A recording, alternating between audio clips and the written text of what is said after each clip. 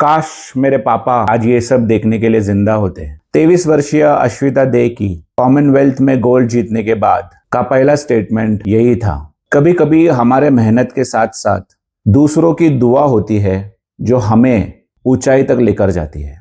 आज हम बात करेंगे उस अश्मिता दे की जिसने कॉमनवेल्थ में जूडो में कनाडा के हेडी क्वॉश को हराकर इंडिया के लिए गोल्ड मेडल जीता। एक गरीब परिवार से मिट्टी के घर में रहने वाली एक साइकिल मैकेनिक की बेटी एक इंजरी के बाद अपना सपना त्याग दिया था। 2025 में अश्मिता के पिता का देहांत होता है। इससे अश्मिता और उसकी फैमिली काफी टूट जाती है, लेकिन फिर अश्मिता की जिंदगी एक नई मोड़ लेती है।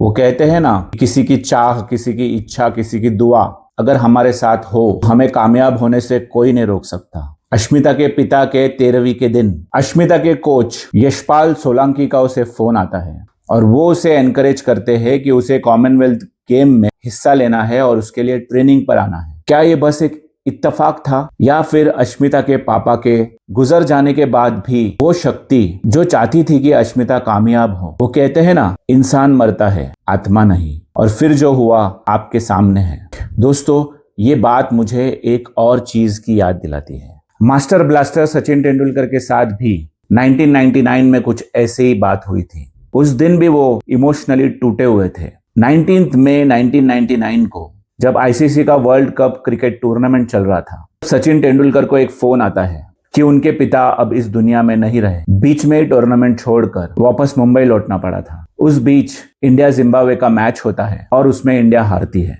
फिर अगला मैच 23 में कीनिया के अगेंस्ट। अगर इंडिया वो मैच नहीं जीतती तो शायद इंडिया टूर्नामेंट से बाहर होती। अपने पापा के गुजरने के महज 4 दिन के बाद सचिन तेंदुलकर की माँ उनसे कहती है कि जाओ बेटा, देश के लिए खेलो।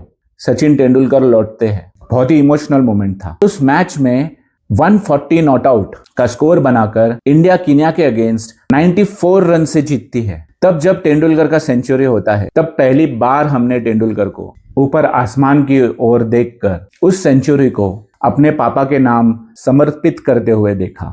हम में से काफी लोगों के लिए वो एक बहुत ही मेमोरेबल मोमेंट था। अश्मिता के केस में या सचिन तेंदुलकर के केस में उनके मेहनत के साथ साथ दूसरों की दुआई है जो उन्हें सक्सेसफुल बनाती है। आपको ये वीडियो कैसे लगा नीचे कमेंट में जरूर बताएं। जय हिंद।